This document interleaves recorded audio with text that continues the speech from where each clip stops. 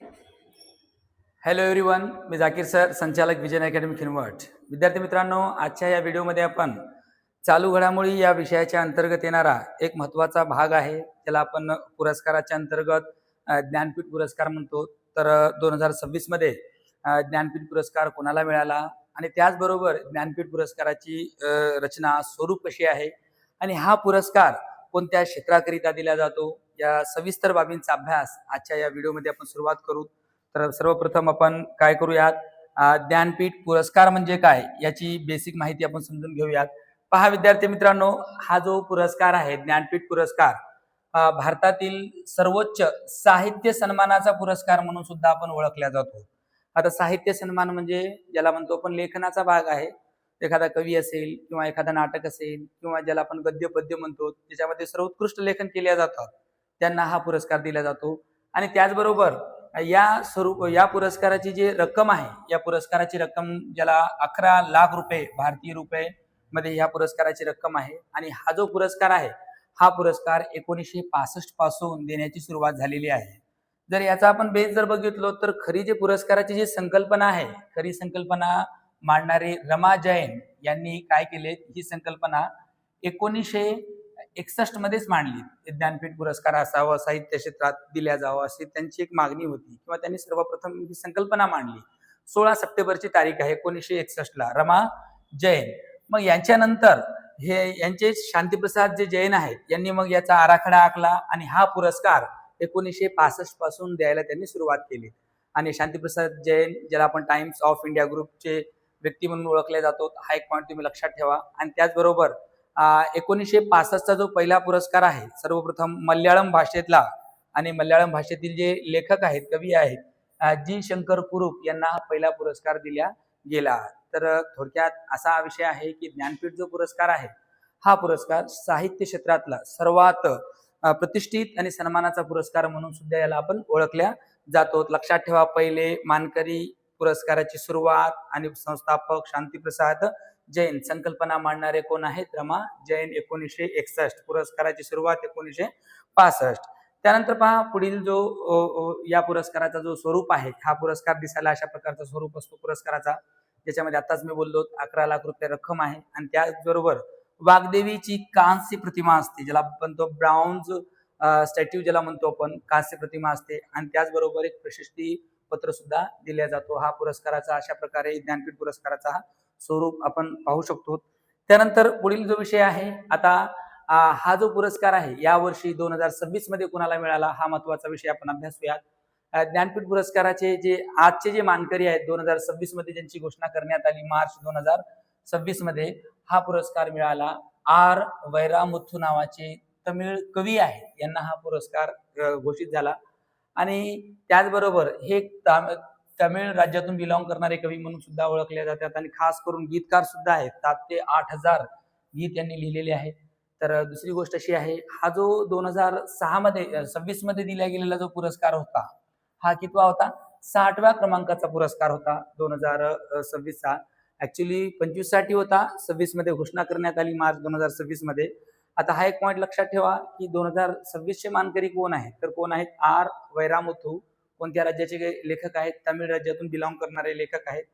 आणि दुसरी महत्वाची गोष्ट अशी आहे की आजपर्यंत तामिळनाडू राज्याला हा पुरस्कार 3 वेळेस मिळालेला आहे. मग हे 3 कोण आहेत मानकरी, यापूर्वी जर आपण पाहिलो तर 1975 मध्ये PV अलीखन नावाचे एक कवी होऊन लेखक होऊन गेले, त्यांना हा पुरस्कार मिळाला.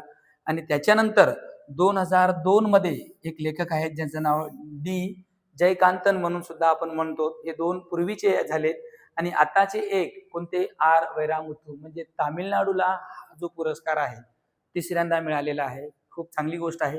आणि त्याचबरोबर दुसरी महत्वाची गोष्ट काय आहे, वास्तविक जर बघितलो तर हे आपले वैरामुथू जे आहेत कवी, यांनी कवी आहेत म्हणजे बाकीचे लेखक होते ज्यांनी लेखनाचा भाग, ज्याला आपण गद्याचा म्हणतो, तो भाग केलेला होता.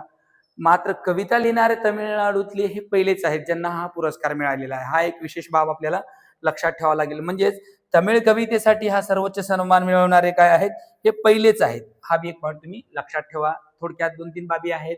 2026 ला ज्यांना पुरस्कार मिळाला कोण, आर वैरामुथू. कितवा पुरस्कार होता तो, 60व्या क्रमांकाचा ज्ञानपीठ पुरस्कार होता. आणि तिसरी महत्वाची बाब म्हणजे काय आहे की तामिळनाडूचे ते कितवे कवी ठरलेत? कवी म्हणजे एक आहे, आणि लेखकाच्या यादीत जर बघितलं तर तिसरा पुरस्कार तामिळनाडूला मिळालेला आहे. आणि यांच्याविषयी जर अजून थोडक्यात जर आपण डिटेल्समध्ये माहिती पाहिलो कोणाविषयी, ह्या वैरामुत्तू विषयी. यांचा जन्म 13 जुलै 1953 यांचा जन्म झाला, आणि तामिळनाडू राज्यातले कवी आहेत. आणि त्याचबरोबर यांची जी साहित्य संपदा आहे, 37 पेक्षा जास्त पुस्तके त्यांचे प्रसिद्ध आहेत, कादंबऱ्या आणि ते काव्यसंग्रह आहेत. त्यातील जे प्रसिद्ध आहेत, प्रसिद्ध म्हणजे हे काय पहा, कल्लिकाट्टू इतिहासन हा लेखनाचा जो भाग आहे हा खूप फेमस ठरलेली पुस्तक आहे. आणि त्याचबरोबर करुवाची काव्यम ही सुद्धा पुस्तक आहे जी जास्त फेमस ठरलेली आहे त्यांची.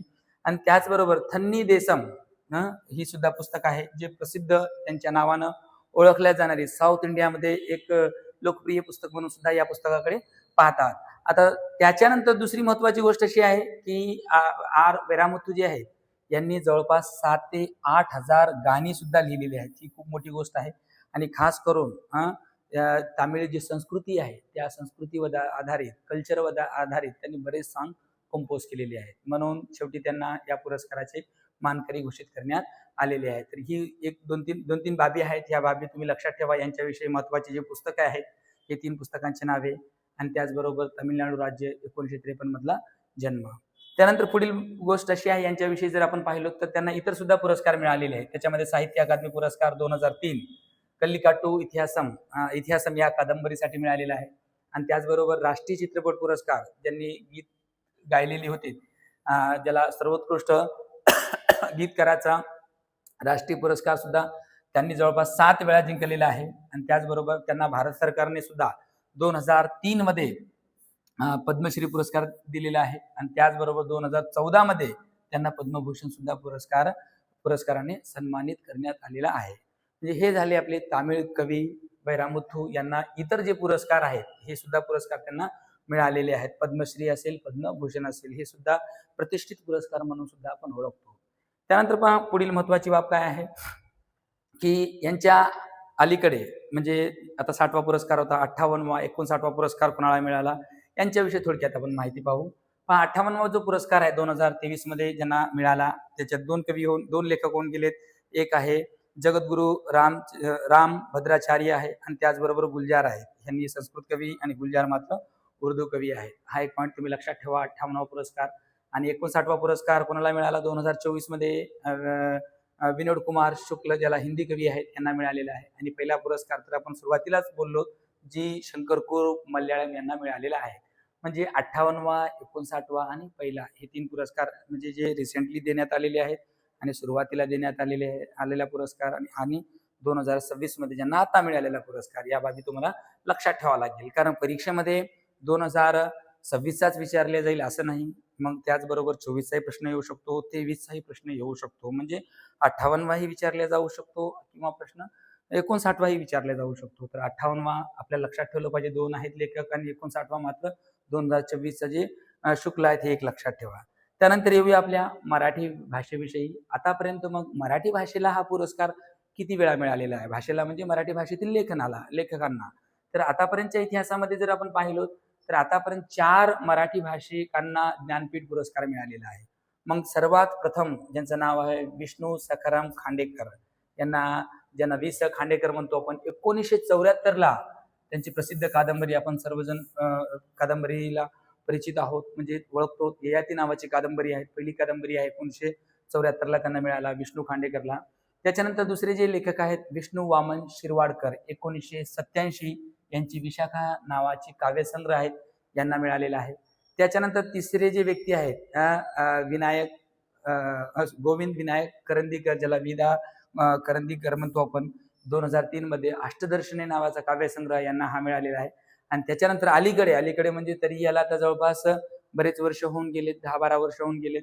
2014 मध्ये मिळाला भालचंद्र नेमाडे यांनी लिहिलेली जी कादंबरी होती हिंदू जगण्याची समृद्ध अडगळ. अशा प्रकारे आतापर्यंत महाराष्ट्रातील किती 4 लेखकांना हा ज्ञानपीठ पुरस्कार मिळालेला आहे. तर अशा प्रकारे विद्यार्थी मित्रांनो, आजच्या या व्हिडिओमध्ये आपण ज्ञानपीठ पुरस्काराची थोडक्यात माहिती इथे आपण चर्चा केलो, जेणेकरून तुमच्या परीक्षेमध्ये आला तर एखादा प्रश्न पुरस्कारावर येईल आणि त्याचबरोबर खास करून ज्ञानपीठावर जर आला तर एवढी माहिती तुम्हाला किमान असावी. या हेतूने इथं आपण हा व्हिडिओ बनवण्यात आलेला आहे. थांबू आपण. याच्यानंतर पुढील व्हिडिओजमध्ये अशाच प्रकारे चालू घडामोडीची असेल, मराठीची असेल, इंग्रजी विषयाची असेल, PYQs असेल किंवा काही महत्त्वाचे घटक असेल याच्यावर आपण चर्चा करू. तत्पूर्वी थांबूया. धन्यवाद.